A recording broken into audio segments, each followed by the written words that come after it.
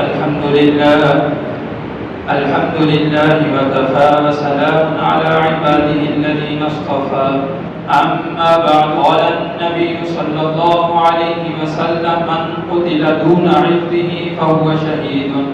او كما قال عليه الصلاة والسلام۔ شمسی اعتبار سے یہ سال کا 8واں مہینہ اگست کا مہینہ چل رہا ہے اور آج اگست کی 11 تاریخ ہے اور 14 اگست 1947 کو اللہ تعالیٰ نے مسلمانوں نے پاکستان پر اپنی خصوصی رحمت کا اظہار فرمایا۔ اللہ تعالیٰ نے اپنی خصوصی رحم فرمایا کہ مسلمانوں نے پاکستان کو آزادی کی نعمت سے مالا مال فرمایا اور یہ خطہ اللہ تعالیٰ نے مسلمان اور پاکستانیوں کو عطا فرمایا۔ دنیا کی 2 نعمتیں ایسی ہیں کہ جن کا اگر انسان دنیا میں تصور کرنا چاہے، دنیا میں انسان اس کی قدر کی نگاہ سے دیکھنا چاہے تو دنیا میں نہیں سمٹ سکتی۔ ایک آزادی کی نعمت ہے اور دوسری اسلام کی نعمت ہے۔ یہ آزادی کی نعمت اور آزادی کے ساتھ ساتھ اسلام کی نعمت، یہ 2 نعمتیں ایسی نعمتیں ہیں کہ دنیا میں انسان اس کا تصور نہیں کر سکتا۔ اس کی حقیقت اب آزادی کی نعمت یہ کتنی بڑی نعمت ہے۔ حضرت موسیٰ علیہ السلام اللہ تعالیٰ کے جلیل القدر پیغمبر گزرے ہیں۔ حضرت موسیٰ علیہ السلام کو اپنے دور میں جب پیدا ہوئے تو ان کو ان کی والدہ نے دریا میں صندوق میں ڈال کر چھوڑا تو فرعون کے محل میں پہنچے۔ اب حضرت موسیٰ علیہ السلام کی جو پرورش ہوئی ہے وہ شاہی خاندان میں پرورش ہوئی ہے، شاہی خاندان میں پلے بڑے ہیں اور ہر طرح کا شاہی پروٹوکول ملا ہے، شاہی کھانے ملے ہیں اور ہر طرح کی وہاں عزت اور آبرو سے حضرت موسیٰ علیہ السلام کی پرورش ہوئی ہے۔ لیکن حضرت موسیٰ علیہ السلام کو اللہ کی ذات نے نبوت، کتاب اور وحی بعد میں عطا کی ہے۔ کتاب جو حضرت موسیٰ علیہ السلام کو عطا کی گئی وہ تورات ہے۔ یہ کتاب حضرت موسیٰ علیہ السلام کو اللہ نے بعد میں عطا کی ہے، لیکن پہلے اللہ تعالیٰ نے حضرت موسیٰ علیہ السلام کو آزادی کی جنگ لڑنے کا حکم دیا ہے، کیونکہ حضرت موسیٰ علیہ السلام کچھ عرصہ تک فرعون کے پاس رہے، پھر وہاں سے نکلے، لیکن اس کے بعد اللہ تعالیٰ نے حکم فرمایا کہ فرعون کے پاس جا کر اس کو دعوت بھی دیں اور اس سے اپنی قوم کی آزادی کا مطالبہ بھی کریں۔ تو گویا کہ آزادی کی جنگ لڑنے کا حکم اللہ تعالیٰ نے حضرت موسیٰ علیہ السلام کو دیا ہے اور انہوں نے اس حکم کی تعمیل کی ہے۔ پھر جب دوبارہ وہ فرعون کے پاس آئے ہیں اس نظریے کو لے کر، اس مشن اور کاز کو لے کر جب فرعون کے پاس آئے ہیں تو فرعون نے اپنے احسانات جتلائے ہیں اور حضرت موسیٰ علیہ السلام سے مطالبات کیے ہیں کہ آپ ہمارے پاس اتنا عرصہ رہے نہیں ہیں۔ قال کم لبثت فی الارض عدد سنین، قرآن پاک نے اس پورے مکالمے کو ذکر کیا ہے، ہم کتنا عرصہ آپ ہمارے پاس رہے،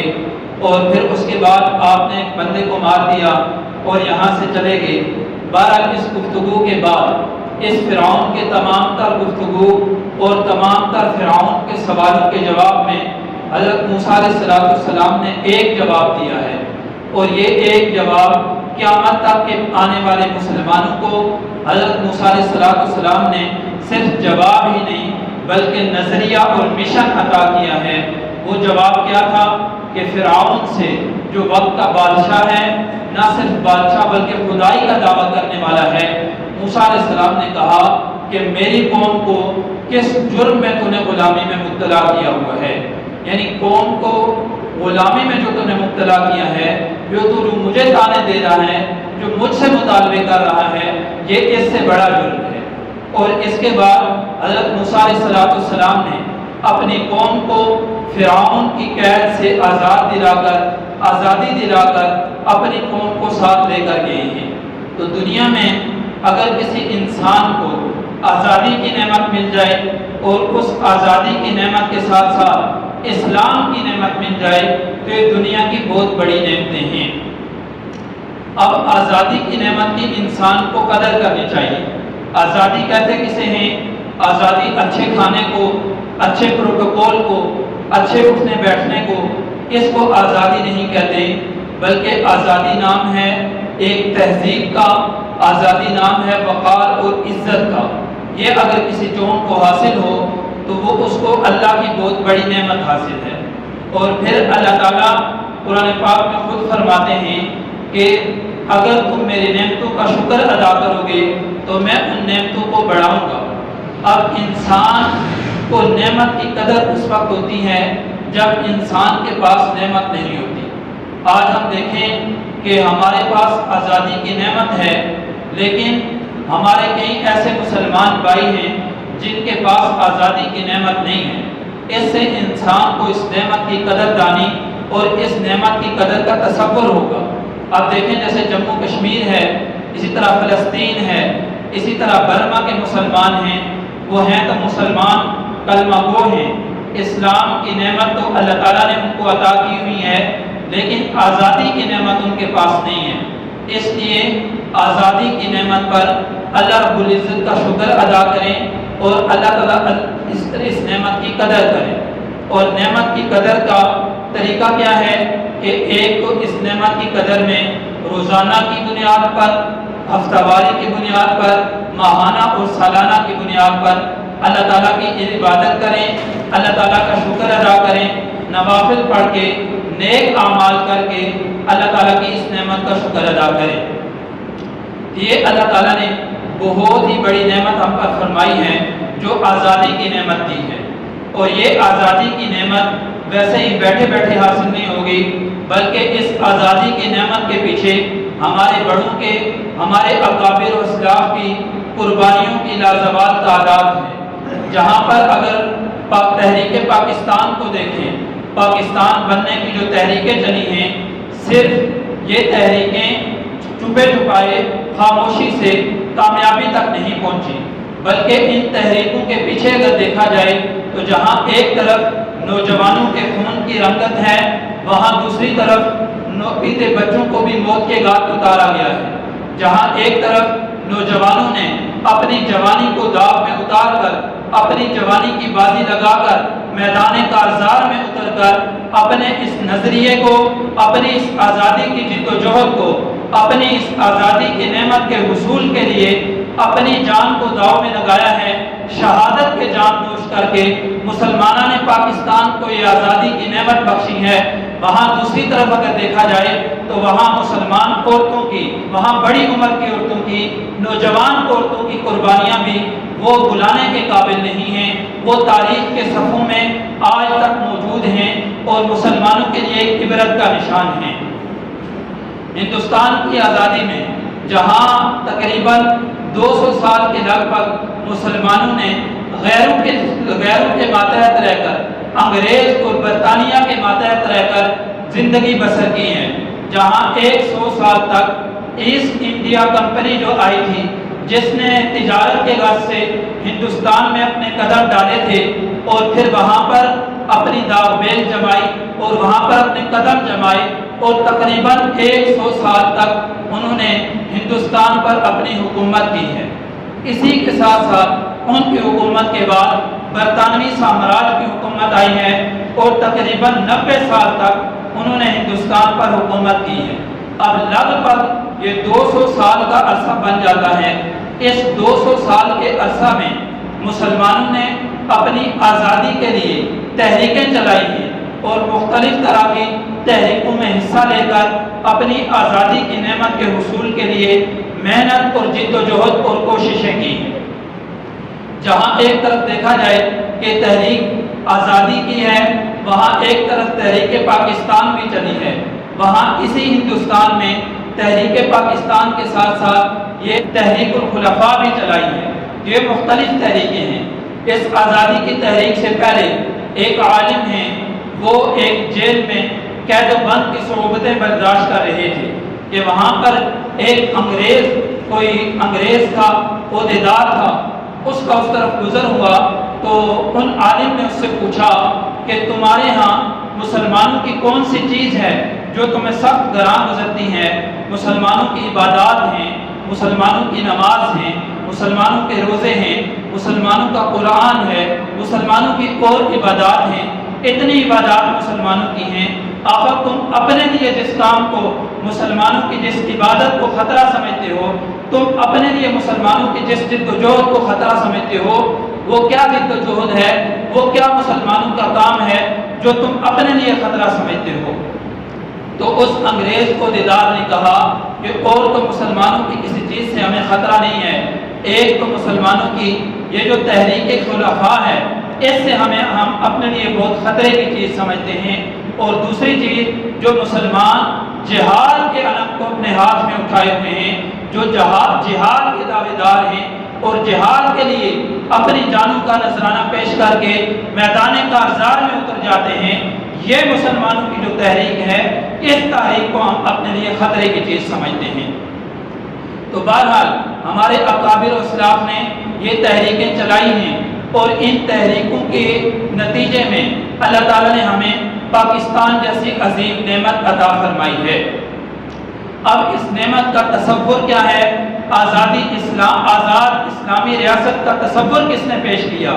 اس کے لیے اگر دیکھا جائے تو عمومی طور پر تو مشہور یہ ہے کہ آزاد اسلامی ریاست کا تصور علامہ محمد اقبال رحمۃ اللہ علیہ نے پیش کیا۔ یہ بات بھی قدر حال کسی جگہ تک درست ہے، لیکن 1928 میں یہ تعمیر پاکستان میں منشی عبد الرحمن رحمۃ اللہ علیہ لکھتے ہیں کہ 1928 کو اولاً جو آزاد اسلامی ریاست کا تصور پیش کیا وہ حضرت مولانا اشرف علی تھانوی صاحب رحمۃ اللہ علیہ نے پیش کیا۔ انہوں نے اپنے ایک عالم حضرت مولانا عبد الماجد دریابادی رحمۃ اللہ علیہ سے ملاقات کے موقع پر کہا کہ دل یہ چاہتا ہے کہ ایک آزاد اسلامی ریاست ہو جہاں پر اسلامی قوانین ہوں، جہاں پر بیت المال کا نظام رائج ہو، جہاں زکوٰۃ کا مال نظام رائج ہو، اور جہاں پر اسلامی اور شرعی عدالتیں قائم ہوں، اور اس طرح کا خطہ مسلمانوں کو بلا بغیر کسی کوشش اور محنت کے کیسے حاصل ہو سکتا ہے، اور بلا دوسری قوموں کے ساتھ مل کر اس طرح کا خطہ کہاں حاصل ہو سکتا ہے؟ یہ اولاً جس شخص نے آزاد اسلامی ریاست کا تصور پیش کیا ہے اس شخص کو تب مجدد ملت حضرت مولانا اشرف علی تھانوی صاحب رحمۃ اللہ علیہ کے نام سے یاد کیا جاتا ہے۔ پھر اسی کے بعد قریب کے زمانے میں تقریباً 1930 میں الہ آباد انڈیا میں آل مسلم لیگ کانفرنس کے صدارتی اجلاس میں علامہ محمد اقبال رحمۃ اللہ علیہ نے خطاب کرتے ہوئے صدارتی اجلاس میں اس نظریے کو پیش کیا اور اس نظریے کو کچھ بڑھا کر اس کی تفصیل بیان کی۔ پھر اس کے بعد پاکستان کی تحریک چلی ہے، اور پاکستان کی تحریکوں میں جو بڑی تحریک تھی مسلم لیگ کی تحریک تھی۔ مسلم لیگ کی تحریک میں جو مسلم لیگ کے قائد تھے وہ قائد اعظم محمد علی جناح رحمۃ اللہ علیہ تھے۔ اب قائد اعظم محمد علی جناح رحمۃ اللہ علیہ کی بھی علماء سے ملاقاتیں رہی ہیں۔ حضرت مجدد ملت حضرت مولانا اشرف علی تھانوی صاحب رحمۃ اللہ علیہ نے مختلف اوقات میں مختلف وفود بھیج کر قائد اعظم محمد علی جناح رحمۃ اللہ علیہ سے ان وفود کی ملاقاتیں ہوئی ہیں، جن میں پہلا وفد حضرت مولانا سید مرتضیٰ حسن چاند پوری رحمۃ اللہ علیہ کی قیادت میں علامہ اقبال سے ملاقات کے لیے گیا۔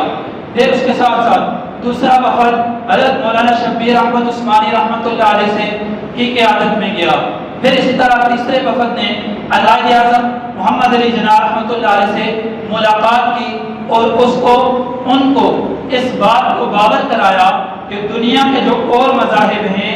ان میں یہ سیاست جو ہے وہ اسلام سے جدا ہو یا نہ ہو، بلکہ اسلام میں سیاست یہ اسلام کا حصہ ہے، بلکہ تابع ہو کر یہ اسلام کا ایک حصہ ہے۔ تو قائد اعظم محمد علی جناح رحمۃ اللہ علیہ نے فرمایا کہ دنیا کے اور کسی مذہب میں یہ سیاست اسلام کا حصہ، مذہب کا حصہ ہو یا نہ ہو، میرے دل میں یہ بات یہ گھر کر چکی ہے اور میرے دل میں یہ بات اتر چکی ہے کہ اسلام میں سیاست اسلام کا ایک حصہ ہے، اور صرف حصہ ہی نہیں بلکہ اسلام کے تابع ہو کر یہ اس اسلام کا حصہ ہے۔ یہ علماء نے قائد اعظم محمد علی جناح رحمۃ اللہ علیہ کو اس بات کو باور کرایا، اور پھر اس سلسلے کو لے کر یہ جو تحریک چلی ہے، یہ تحریک اس بات کو لے کر چلی ہے کہ آزاد ریاست بھی ہونی چاہیے، لیکن صرف آزاد نہیں بلکہ آزاد اسلامی ریاست بننی چاہیے۔ اور اللہ تعالیٰ نے اس تحریک اور علماء کی کوششوں کو کامیابی سے ہمکنار فرمایا، کامیابی سے سرفراز فرمایا، اور لازوال قربانیوں کے نتیجے میں اللہ تعالیٰ نے 14 اگست 1947 کو مسلمانان پاکستان کو یہ عظیم خطہ اور عظیم آزادی کی نعمت سے سرشار فرمایا۔ یہ صرف ایک ہی نعمت نہیں بلکہ اللہ تعالیٰ نے 2 نعمتیں عطا فرمائی۔ ایک نعمت 14 اگست 1947 کو مسلمانان پاکستان کو پاکستان کی حالت میں آزادی کی نعمت اللہ تعالیٰ نے عطا فرمائی، اور دوسری طرف اللہ تعالیٰ نے اس انگریز کی حکومت کا خاتمہ بھی 14 اگست 1947 کو فرمایا۔ گویا کہ 2 نعمتیں مسلمانان پاکستان کو حاصل ہوئی، اور صرف یہ 14 اگست 1947 ہی نہیں بلکہ اسلامی اور قمری اعتبار سے اگر دیکھا جائے تو رمضان المبارک کا بابرکت مہینہ جو تمام مہینوں کا سردار ہے، اور پھر 27 رمضان المبارک جو رمضان المبارک کا آخری عشرہ اور رمضان المبارک کے آخری عشرے کی بھی طاق راتوں میں اور طاق دنوں میں ہے، جس کو اللہ کے ہاں خصوصی فضیلت حاصل ہے اس میں، اور پھر آخری عشرہ ہی نہیں بلکہ تمام دنوں کا سردار جمعہ کا دن ہے۔ جمعہ کے دن، دنوں کے سردار جمعہ کے دن کو، اور مہینوں کے سردار رمضان المبارک کے مہینے کو اور رمضان المبارک کے بھی آخری عشرے کو اللہ تعالیٰ نے مسلمانان پاکستان کو اس اسلامی ریاست پاکستان کا وجود عطا فرمایا ہے۔ یہ اللہ تعالیٰ کی بہت بڑی نعمت ہے، تمام اعتبار سے دیکھا جائے یہ رب العزت کی بہت بڑی نعمت ہے۔ اور پھر صرف یہی نہیں بلکہ بعض جو ممالک وجود میں آئے ہیں ان کی تواریخ کو اٹھا کر دیکھا جائے، ان کے مقاصد کو اٹھا کر دیکھا جائے تو ان کے مقاصد میں یہ بات ملتی ہے کہ بعض جو ممالک وجود میں آئے ہیں وہ قومیت کی بنیاد پر وجود میں آئے ہیں، اور بعض جو ممالک وجود پر آئے ہیں وہ کسی زبان اور رنگ اور نسل کی بنیاد پر وجود میں آئے ہیں۔ لیکن بانیان پاکستان کی تاریخ کو دیکھا جائے تو پاکستان کے لیے جو قربانی دی گئی ہے، پاکستان کو جو بنایا گیا ہے، یہ پاکستان کو جو بنایا گیا ہے اس کا بنیادی مقصد یہ اسلامی ریاست بنانے کا مقصد تھا، یعنی آزاد بھی ہو اور اسلامی ریاست بھی ہو۔ لہذا مسلمانان پاکستان کو بانیان پاکستان نے یہ باور کرایا ہے، ان کو یہ پیغام دیا ہے کہ یہ ریاست جو ہوگی یہ صرف اس آزاد ریاست نہیں بلکہ اسلامی ریاست بھی ہوگی، صرف اسلام ہی کی طرف دیکھتے ہوئے نہیں بلکہ پاکستان کا جو قرارداد مقاصد ہے اس کی طرف دیکھتے ہوئے بھی ہر مسلمان کے لیے یہ ضروری ہے کہ جہاں وہ آزادی کی نعمت کو نعمت سمجھتے ہوئے اس کی قدر کرے، دوسری طرف وہ اپنی زندگی کو اسلام کی تعلیمات کے مطابق ڈالے، اپنے لباس کو، اپنی ظاہری اعضاء کو اسلام کے مطابق ڈالے۔ تو یہ جو پاکستان میں قرارداد مقاصد، قرارداد پاکستان جسے کہا جاتا ہے، یہ جو پیش ہوئی ہے اس کو تحریر اور مرتب فرمایا ہے حضرت شیخ الاسلام حضرت مولانا شبیر احمد عثمانی رحمۃ اللہ علیہ نے، اور اس کو جو پیش کیا ہے اس وقت کے جو صدر تھے جناب ایوب خان صاحب، انہوں نے ان سے قرارداد دے کر اس کو پیش فرمایا ہے، اور اس قرارداد کو پیش فرمانے کے ساتھ ساتھ مسلمانان پاکستان کا یہ فریضہ بنتا ہے، ان کا یہ حق اور ان کی یہ جدوجہد کا مرکز اور محور ہونا چاہیے کہ مسلمانان پاکستان میں اسلامی نفاذ، اسلامی شریعت کے نفاذ، اسلامی حقوق کے نفاذ اور اسلامی قوانین کے نفاذ کے لیے اپنی جدوجہد کریں، قوانین کے بننے کے لیے اپنی قومی اسمبلی میں ایسے افراد کا انتخاب کریں جو اسلام کو بھی جانتے ہوں، اسلامی تاریخ اور پاکستانی تاریخ سے بھی واقف ہوں، تاکہ وہاں جو قانون بنے وہ قانون 100% اسلام کے مطابق بنے۔ اور اس کے ساتھ ساتھ جو لوگ قومی اسمبلی کے علاوہ ہیں وہ اپنے طور قومی اسمبلی میں جو قانون بن جائے عدلیہ اور عدالت کے نظام کے تحت اس قانون کو رائج کروانے اور اس قانون پر عمل درآمد کروانے کی کوشش کرے۔ اور اس کے ساتھ ساتھ جو لوگ اس کی بھی کوشش نہیں رکھتے وہ ہمیں اسمبلی تک پہنچ سکتے ہیں، نہ عدلیہ کے ذریعے پہنچ سکتے ہیں، تو ان کے لیے یہ ضروری ہے اسلام کی تعلیمات کی نظر میں بھی اور قرارداد پاکستان کی جو قرارداد ہے اس کی نظر میں بھی ان کے لیے یہ ضروری ہے کہ وہ اپنی ذات سے شروع کریں۔ سب سے پہلے اپنی ذات کو اسلامی سانچے میں ڈالیں، اسلامی تعلیمات کے مطابق عمل کریں، پھر اس کے ساتھ ساتھ اپنے گھرانے، اپنے ماتحتوں کو اور اس کے ساتھ ساتھ اپنے قرب و جوار کے ہر انسان کو اسلام کی دعوت دیں اور اسلام پر اس کو کاربند فرمائیں، اور اپنا حلیہ، اپنا لباس، اپنا چہرہ، اپنی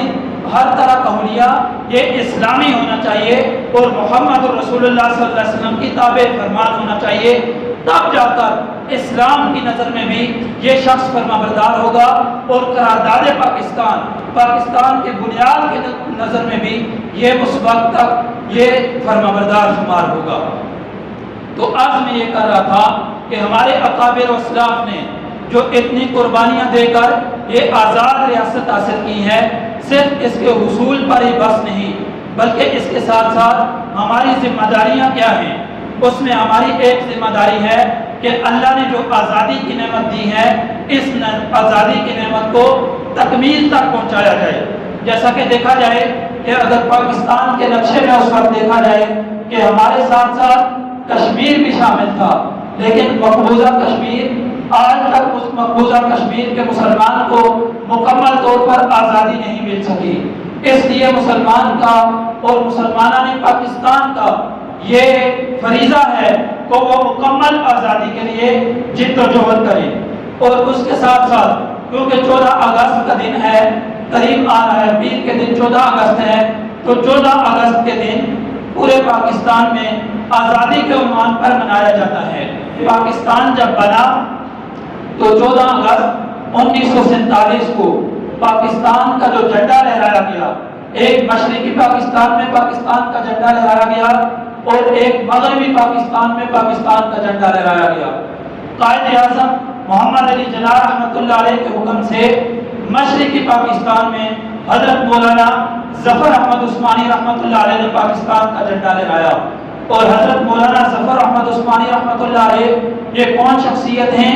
یہ اس وقت دارالعلوم دیوبند کے استاد الحدیث ہیں، حدیث کا درس دینے والے دارالعلوم دیوبند کے اس عالم کو قائد اعظم محمد علی جناح رحمۃ اللہ علیہ نے اعتماد کرتے ہوئے مشرقی پاکستان میں ان سے پاکستان کا پرچم لہرایا، اور پھر مغربی پاکستان میں حضرت مولانا علامہ شبیر احمد عثمانی رحمۃ اللہ علیہ نے پاکستان کا پرچم لہرایا۔ اب مولانا شبیر احمد عثمانی رحمۃ اللہ علیہ کون ہیں؟ یہ دارالعلوم دیوبند کے شیخ التفسیر، استاد التفسیر ہیں، جو قرآن پاک کی تفسیر پڑھانے والے ہیں۔ تو ان حضرات نے علماء اور پاکستان کے بانیان کی آپس میں محبت، آپس میں الفت اور آپس کا تعلق اس سے صاف ظاہر ہو جاتا ہے۔ اور اس کے ساتھ ساتھ پاکستان کی فوج نے اس پرچم کو سلامی دی ہے، تو ان حضرات نے پرچم لہرایا ہے۔ 14 اگست کو پرچم لہرانا چاہیے اور ہر شخص اپنے گھر پر، اپنے تجارتی مرکز پر، اپنے دفاتروں پر اور جہاں جہاں سے اس کا تعلق ہے اس جگہ پر وہ پر پاکستان کے پرچم کو لہرائے اور اپنا پاکستانی ہونے کے ثبوت کے ساتھ ساتھ اپنے اسلامی ہونے کا ثبوت بھی دے۔ اس تحریک میں اس پر پرچم لہرانے کا جو داخل ہو اس میں دیکھا جائے کہ اسلام کے خلاف کوئی قدم بھی نہ اٹھایا جائے۔